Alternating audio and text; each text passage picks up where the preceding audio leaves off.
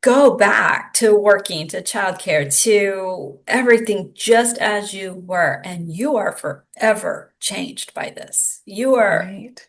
forever changed. And people don't see that. People who have not gone through it, as much as I love you and as well-intentioned as they are, if you've not been through it, you cannot understand. Hello, everyone, and welcome to another empowering episode of Her Hormones, Empowerment, and Restoration. Today's guest is Kara, a holistic health and wellness coach, breast cancer survivor, and founder of Be Empowered Holistic Health and Wellness. She's also the co author of the upcoming book, Pink Warrior Wisdom, a powerful collection of stories and insights from survivors who have navigated through breast cancer. Kara helps women heal from the inside out after treatment ends, supporting them through whole food, plant-based nutrition, mindset work, and integrative holistic self-care. With a background in executive support, years of lived experience, and a deep commitment to helping others reclaim their power, she guides breast cancer survivors as they move beyond pink ribbons and into their next chapter with clarity, peace, and purpose. Kara, thank you so much for being here. I so Ah, appreciate it. it is my pleasure. Thank you for having me. Yeah. So your work with breast cancer survivors is clearly rooted in a deep personal experience and passion. Can you take us back and share a little bit about your own journey, what it was like for you to navigate life after treatment, and how that led you to Mhm. helping other women, both physically, emotionally, and spiritually? Absolutely, absolutely. So in 2018, excuse me, in 2018, in July, coming up on 7 years now, I was diagnosed with stage one inductive carcinoma breast cancer. And it just rocked my world. It was the most traumatizing, horrific, unexpected. I was 48. I had three girls at home. They were 15, 13, 11. I was working full-time corporate world, commuting hour and a half a day, just doing all the things. And I honestly, it took me completely by surprise. Looking back now, I don't know why that took me by surprise because there are a lot of elements that go into it. And I'm like, okay, that makes sense now. But so I was left at 48, juggling all of this, dealing with the breast cancer diagnosis, deciding on treatment. It's the minute you hear cancer, that's when you get on the train and Hmm. you're flooded. You have to see this doctor, and have this test, and you're just in survival mode. Your brain locks down. You have to tell your friends, you have to tell your parents, you have to tell your children. It's just a horrific bubble, and you just go into a survival mode.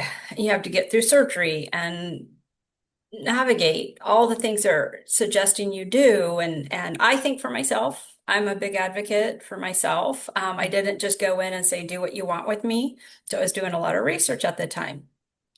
I'd bring studies and questions to every doctor I went to. And in fact, I walked out of two oncologists' offices because Wow. they told me I said, what does nutrition matter during my chemo and all this? And they said, oh no, nutrition doesn't matter. Eat whatever you want. I said, you're not my doctor. Let's go. Yeah. Um, so I navigated the best I could. I had surgery about a month later. I decided against chemo, personal decision, based on my own research and my own care that I put together. Um, and that's what I also want to hit on. This is a judgment-free zone. Hmm. It's so easy to want to fear, hey, I didn't do that or I did do that. And so um, we tend to get into a judgment zone.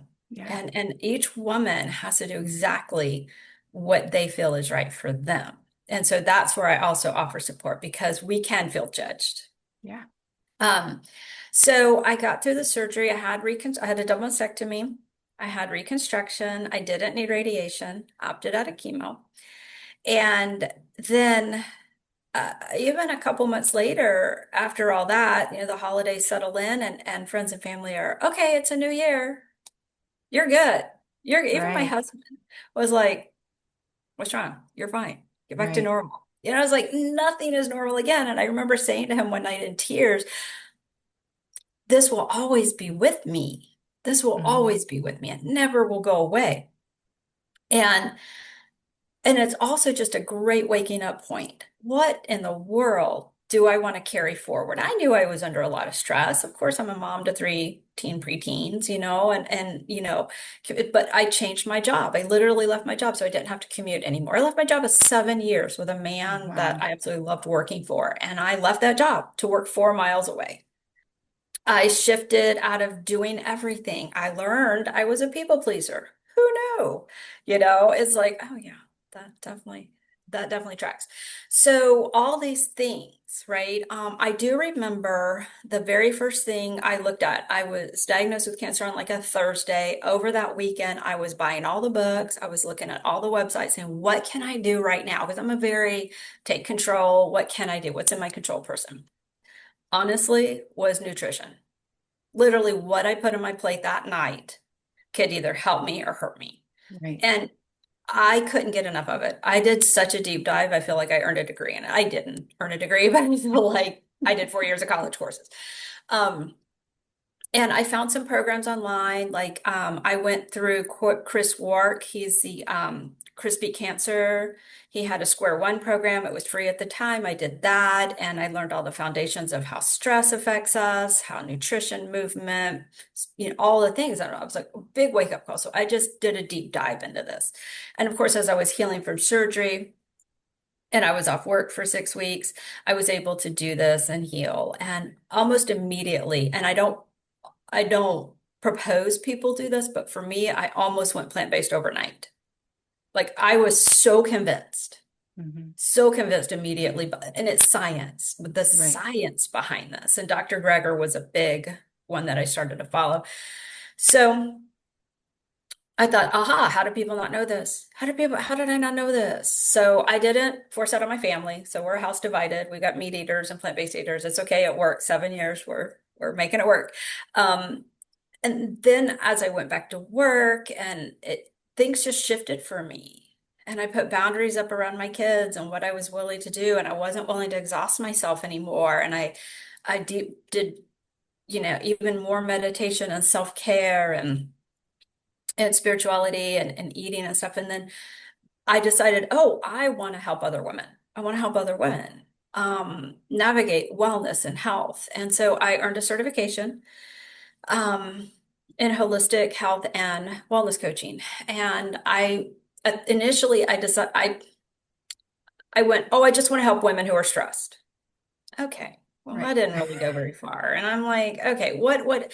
And I resisted helping breast cancer survivors. I really did. Because I was afraid. Am I going to hear things? Are they going to trigger me? And I resisted and resisted and resisted.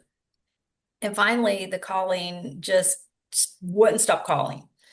And it was this year. And I'd always wanted to write a book too.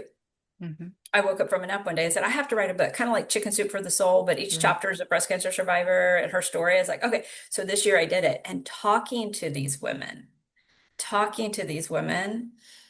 I thought, oh no, these women are the journey. They are the Right. light. Yes, we're going to do this. And so I've coached unofficially breast cancer. I've done a lot of different coaching, but now Hmm. I'm pivoted towards breast cancer coaching after Afterwards. Wow. afterwards. Yeah. Wow. Thank you so much for sharing that. There was so much in there that I was just like, this is amazing. So one of the first things that you said is when you're first diagnosed with cancer, you're on that cancer train, right? Yeah. Yeah. And I remember my Mhm. mom and my mother-in-law were both diagnosed with cancer. My mom breast cancer, my mother-in-law lymphoma.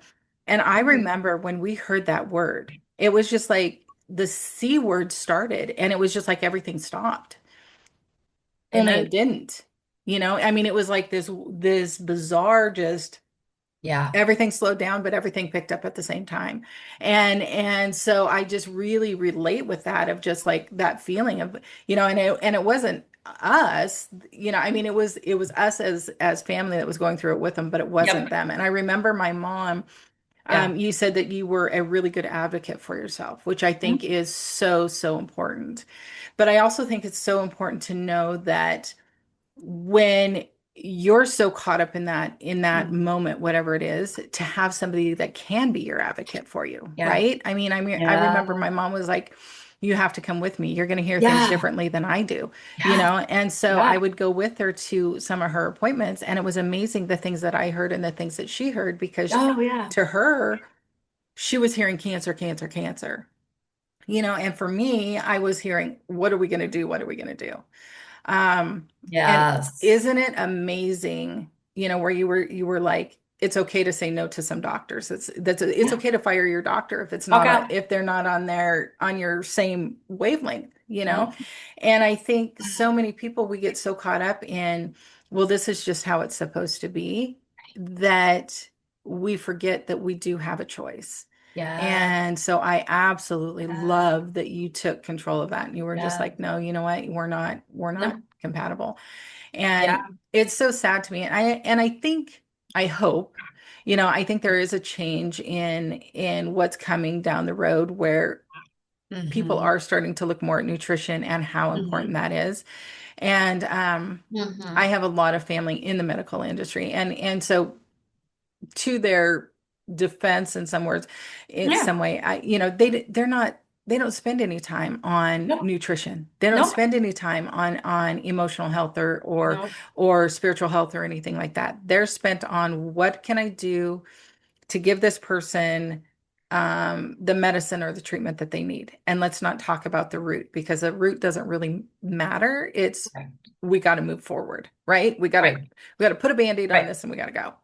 We got to It's go. up to us Hmm. to look at root causes, and it's Right. up to us to see what they might be in our own lives and Right. see what we want to do and take that control and say, I want to not do that anymore. I want to do that anymore, see where we're going.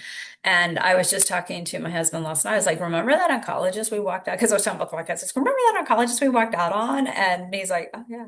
And I think I did three tries, three tries until I found one who said, and this is as best as you're gonna get. It can't hurt to have good nutrition. And so I'm like, okay, we're gonna go with you.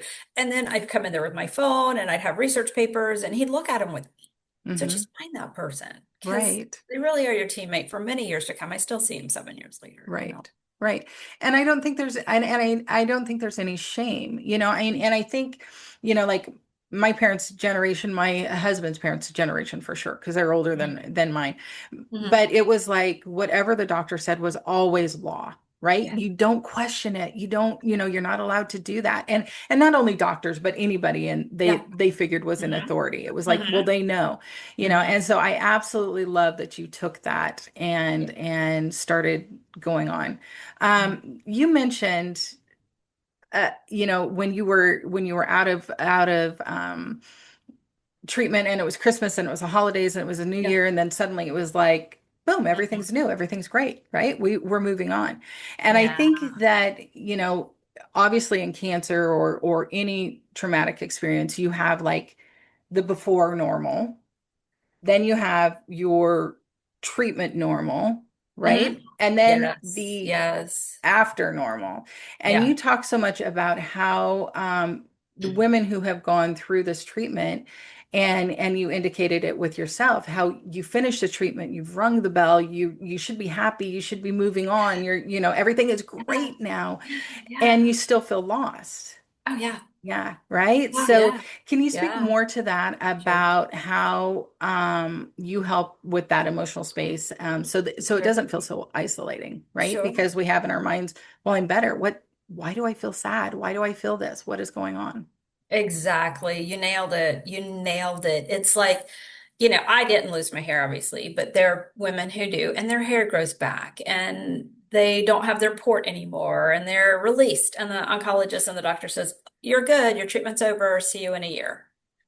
And you literally asked my oncologist, I was like, no, I can't leave you. Can I just come back in 6 months? He goes, well, you don't need to, but if you want to. I was like, yes, because that's my anchor. You're in that medical you know, Hmm. system and that's your anchor. And then when you're released, and I've heard this through the women that I talked to for my book, it is a no man's land. It is a wasteland of everybody thinks I'm normal. Go back to working, to childcare, to everything just as you were, and you are forever changed by this. You are Right. forever changed. And people don't see that. People who have not gone through it, as much as I love you and as well-intentioned as they are, if you've not been through it, you cannot understand. You Right. cannot understand. And so what I do for people, for women, is I say, I see you. Mm-hmm. And we should ourselves. I should be happy. I beat cancer, you know. And you want to beat that drum, and you are grateful. There's duality here. You are Mm-hmm. very grateful and you are terrified. Mm-hmm. Like, how do I want to go back to exactly how I was? Maybe some things weren't working. What do I even want? I don't have as much purpose and passion in my life as I wanted because I've let work and exhaustion get in the way. We talk about that. We delve into what did you love to do when you were a kid? What did you love to do in your 20s? Who is that little girl? Let's bring her back. If you're not working or living your purpose, let's figure out what that is. There's a 5 foundations that I have in my program, and we hit on all of them. And then if someone is feeling secure in one and less secure in another, then we go in that direction. So it's all customized to that client. But universally, I have heard that time after you ring that bell, you're just kind of lost and sad and depressed. And you have been through trauma. Mm-hmm. Let's not dismiss that. Right. And Right. so you can feel very dismissed, you can feel very diminished, you can feel very um, not validated. And so I just start with that. You're Mm-hmm. seen, you're heard, you are also safe right now. I'm not going to tell you how to feel. Right. So, and Right. it just, you know, Right, right. Gives them that relax. release and that, yeah, I Yeah. love that. And I think so many times because when you are in the middle of it, it's intense, right? So intense. I mean, it's Yeah. intense. And so not only do you have the, oh, I'm so much better, but you have that where your body is now kind of like Yeah. letting down, right? We regulate. Yeah. Right. One thing I do is regulate. Right. And where is that? What is that? Yep. Because obviously, it was like you said when you were working and you were working an hour and a half away from home. Now, if you go back to that normal, there's fear there, right? Yeah. There's fear of, Yeah. well, if I go back to doing exactly what I was doing, did that cause my cancer? Was Right. that was that my trigger? What was that? And so Yeah. I absolutely love that first of all you say, "Oh yeah, I see you. I know exactly what that feeling is because that is Yeah. intense. That is Yeah. really really intense." And I think when they're sitting there and they're like, "Well, what now? What do I do now that once treatment stops?" Yep. Because your whole focus is just on that treatment. That whole focus is I got to do the next step because I got to get better. I have kids that need me. I Yeah. have a family that Yeah. needs me. I Yeah. have to get better. So when you're in that Mhm. intensity and that intense focus, Yep. I think it's so normal to go, wait, what now? And then your Yeah. body's coming down. So Yeah. why do you believe that healing actually begins after treatment concludes? Well, like you said, you made the point is when we're going through treatment. First of all, when we have a cancer diagnosis, every woman I've ever talked to thinks it's a death sentence. I'm dying. I'm dead. That is traumatizing. Right. Traumatizing. So immediately, what do? We go into survival mode. I'm doing Hmm. all the things. And then let's not forget the side effects that are really horrible for some women.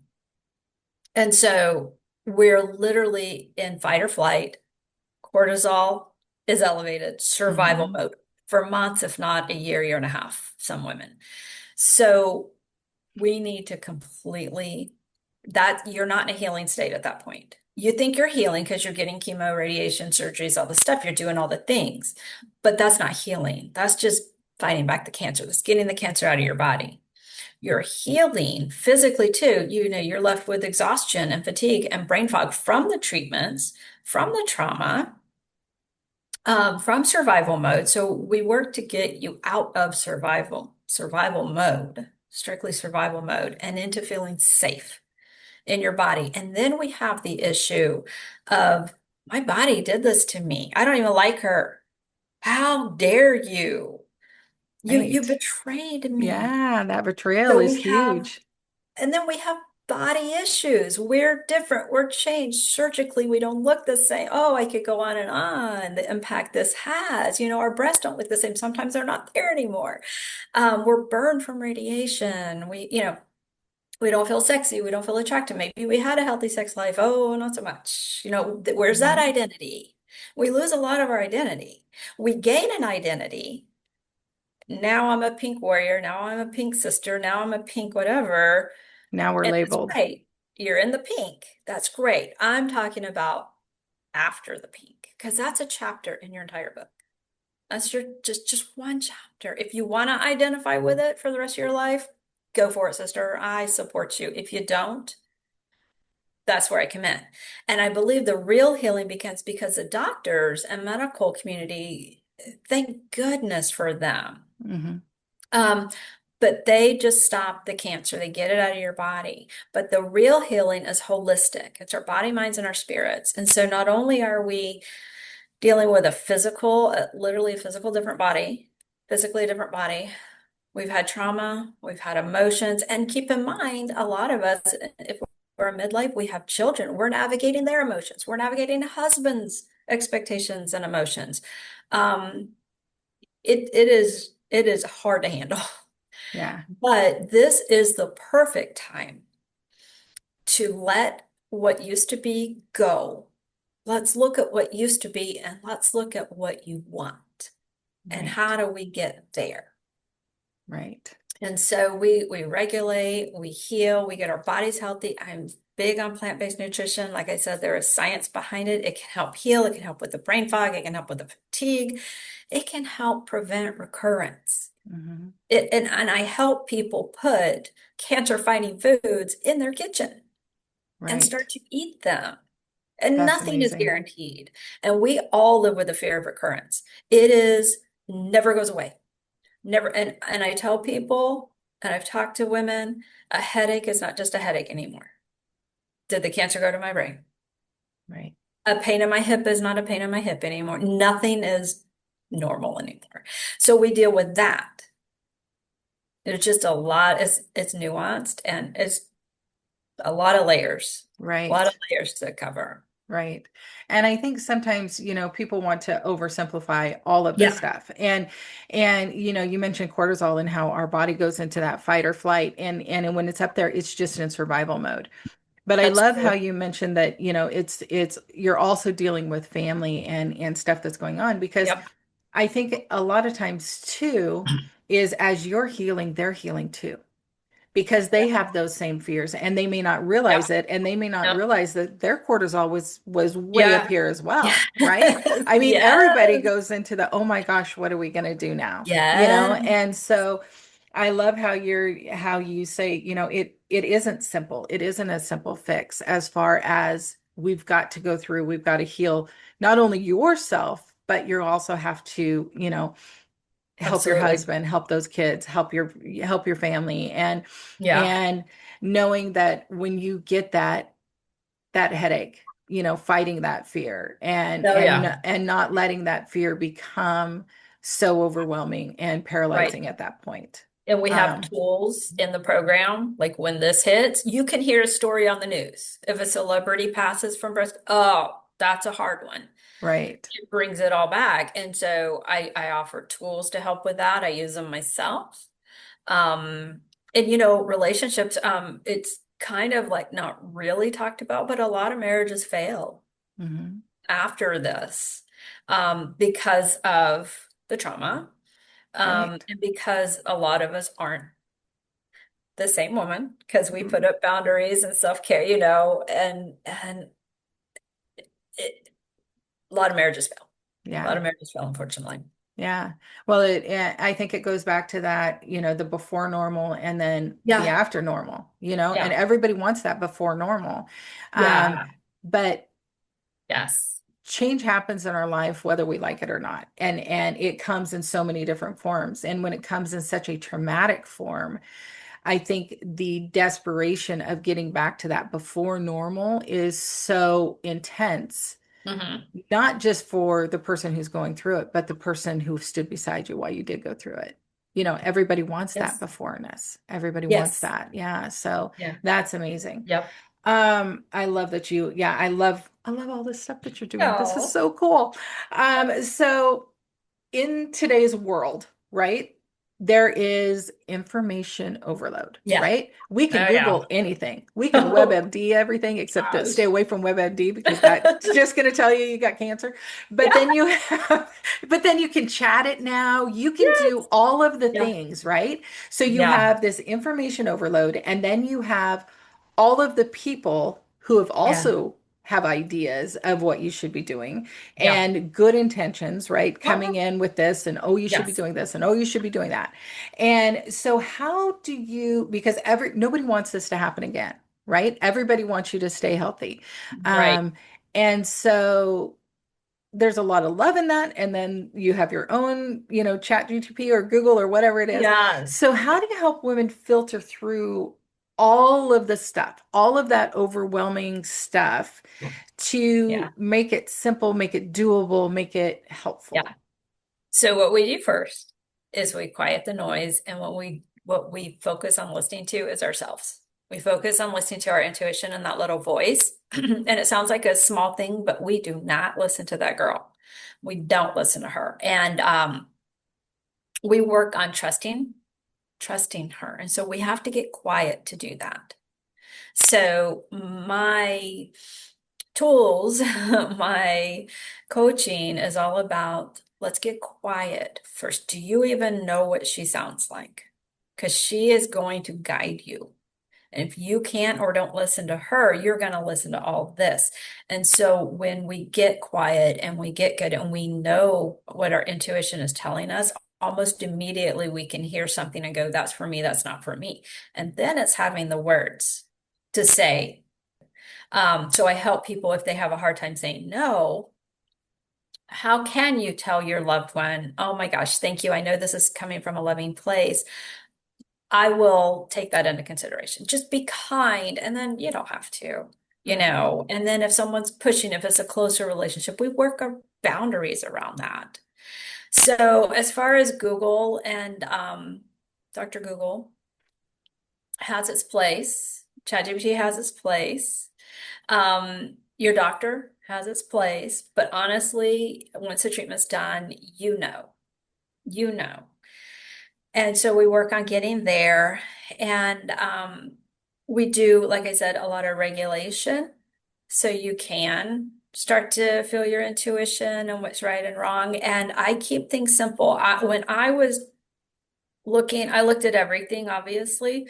And there are some amazing high tech, expensive things out there. And if you want to do it and you can do it, do it.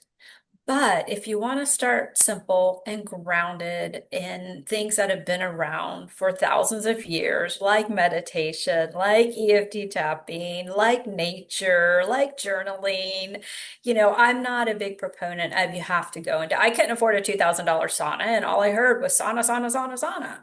I Right. felt bad because I couldn't do that. But you know what? I could get outside and move my body till it sweated. And Right. so I start small, I start simple because you're already overwhelmed. You've already been overwhelmed. So Right. I just work on taking all that down and going back to simple, basic, affordable intuition, all that. I love that. I love simple. Yeah, I'm a huge simple yeah. person. Um, but I Mhm, also love how you said it's so important to learn to listen to you, mhm. right? Yeah, Because so often, I always tell people, God gave us a brain and God gave us a gut for a yeah, reason. yeah, And yeah, it's okay to yeah, trust those, yeah. and to be able to sit there and go, when you feel that something is not right with you, Hmm. or something that's coming at you, or whatever the case Yeah, may be, yeah, if it's right or not. yeah, And the hardest thing to do, I think, sometimes is to trust yourself and to trust yeah, that you do have the tools, you do have the knowledge, you do have yeah, what yeah, it takes, right? Because that's what was given to you. And yeah, so to be able to sit there and listen and go, does that feel right? yeah. No. Okay. You know, Yep. And then and just say it and act on it. exactly, exactly. And with no shame and no fear, right? Right. right? I think so many Exactly. times we're told that it's almost shameful to believe Yeah. your gut feeling, right? It's just like, Yep. no, that's just your gut talk. You know what I We mean? It's just gaslight like, ourselves. We yeah, gaslight ourselves all exactly. day long. All the time, right? It's just like we've got all those thoughts going through our brains, Yeah. and Yeah. I tell people all the time we have like what, 60, 70,000 thoughts a day, and like 95% of those thoughts are negative repeat thoughts. So if we're so caught up in telling ourselves that no, don't listen to yourself, you're wrong, that's not a right idea, then Right. we're going to believe that. That's We're right. going to believe it, and That's we're going to right. believe it, and we're going to believe it until we Yeah. don't, Yeah. And until we look at what is true. sometimes, yes, absolutely. And sometimes we just need a person in our corner. Mm-hmm. Listen to your gut. I never tell you what to do. I will Right. never tell you. I'll say, this is what I know. This is what I've learned. This is what I wish I had. I created this entire program based on what I wish I had and the Right. person I wish I had at that time. Right. And so I never tell people what to do. I say, because you know what to do, and I'm supporting her. Right. 100%. I love that. I love that. So you mentioned a couple things about like getting outside, so simple and affordable life changes that you can make, Yep. right? So Yeah. what are some other of your favorite practices that can help women feel more empowered and in control? Absolutely. So if you don't journal, I do suggest journaling because that is where it can be a brain dump. It can be a reflection journal. It could be anything. You can script anything. You can script your day. You can script your Hmm. thoughts. You can script, I have to have this hard conversation with my boss, my husband, my kid, and then just, you can even, I mean, I even recommend, like I was saying earlier, sometimes we feel betrayed by our bodies and we're dealing with this new body. You can write a letter to your body.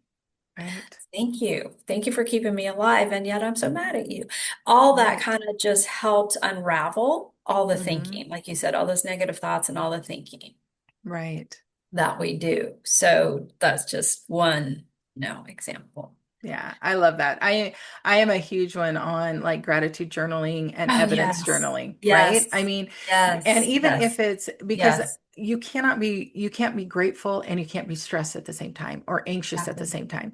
So Right. when you're writing down That's what you're right. thankful for, That's right. then it just helps put everything back in perspective. And it's such an Yeah, easy thing to do, you know? it does. And when That's, people are like, "Well, I don't know what I'm grateful for." I'm like, "Did you get up this morning?" yeah. Yeah. Thank you that I got up this Yeah. morning. That's amazing Yes. that I am here, you know? Yes. And so Yeah. I think a lot of times with just overthinking of, Oh, when yeah. people are Yeah. like, well, if I'm going to journal, I have to have deep thoughts. You don't have to have deep thoughts. It No, can be like, my lunch today was horrible. exactly. Exactly. Just You to bring know? it up. Just Yeah. dump it all. Dump it Yeah. all.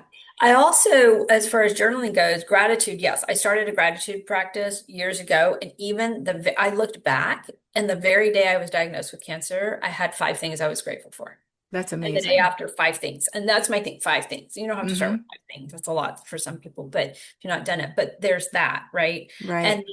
at the end of the day, just reflecting, Yeah. um, did I show up for myself the Yeah. way I wanted to show up? What could I do a little bit differently tomorrow? And Right. it doesn't have to be deep thoughts. In fact, Right. it's nice just to have dumb thoughts kind of just roll out, Right. Right. and you could do it with pen and paper. You can do it on an app. Whatever works, but let's just start that. A Um, 100%. Hmm.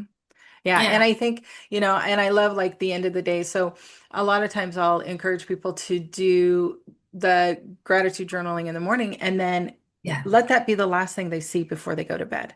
yes. So when they're Right. waking up at 3 a.m. and their mind is spinning, that gratitude can come back. And it can be like, oh, wait, this is what I'm grateful for. This is what, and it just helps settle you so Yeah, much.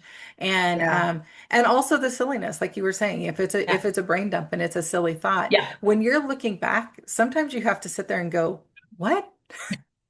Why did I write that? And it makes you laugh, right? And if yeah, it makes you laugh, it takes away yeah. that seriousness as well. So It I love that.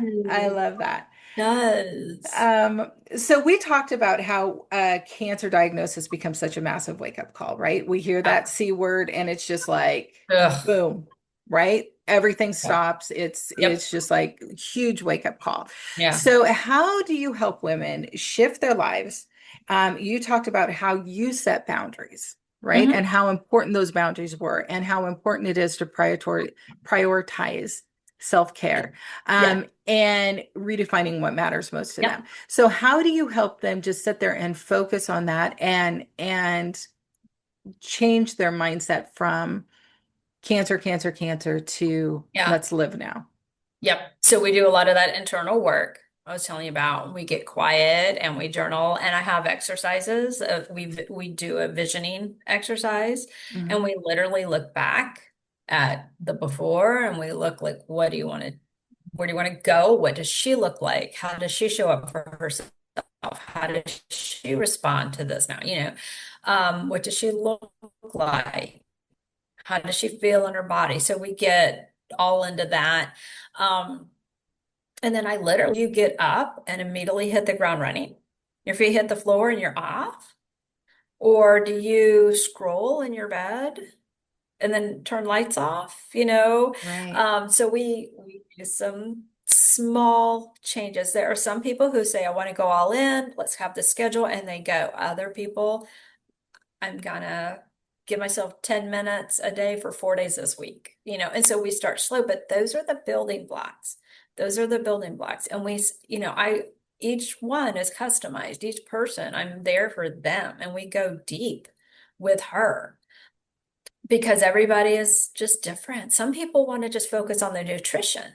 Maybe they've got the self-care down, but they don't know anything about plant-based nutrition, and they're blown away by the science and everything, because there's also an educational component, right? Right. Um, and so they need kitchen help.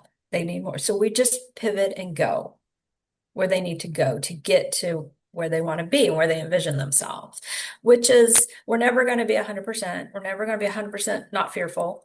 We're never going to be 100% anything, and we shouldn't be, but we get there. And we do mindset work around recurrence. Like I mentioned earlier, we do Hmm. mindset work around that to put it in its little box, Right. acknowledge it. Hello, you've earned it. You've earned that fear. Now let's see what we can do with it. Don't have to rule your life. Right. I love that. And I love how you said that you take little steps with people, right? It's all about Little, progress over perfection. little. It's so often we feel like, well, I should just be able to do this. I should be able, Right. and it's like anything. When you're building a new habit, when you're building a new lifestyle, right? Mhm.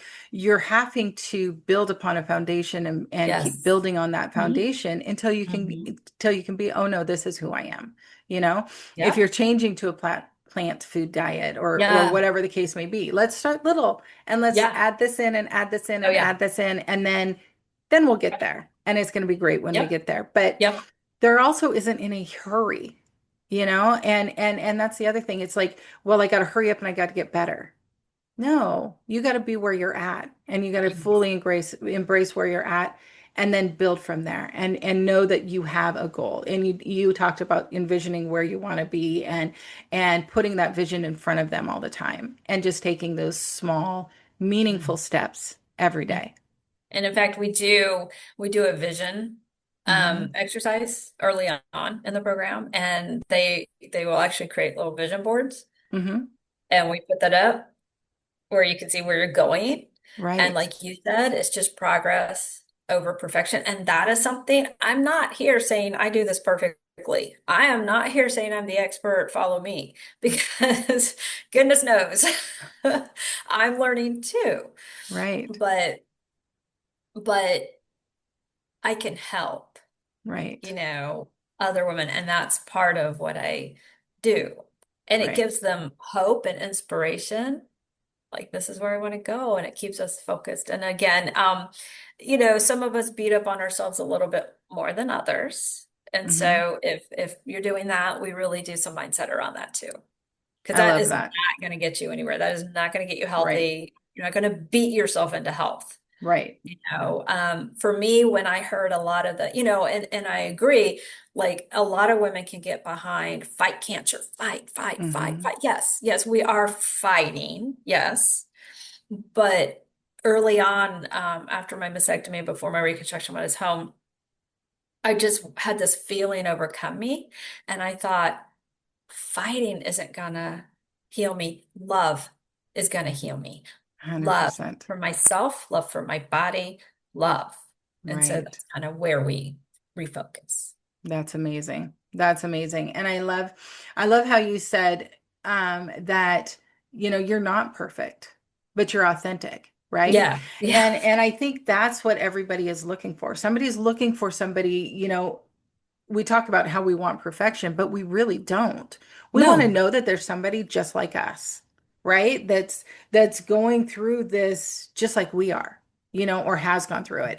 And when you can see somebody kind of being like, okay, I'm not perfect. This is what I tried. It didn't work for yep, me, but yep, but also when you can show up and be like, yeah, I know some days just suck, right? Some days are just hard.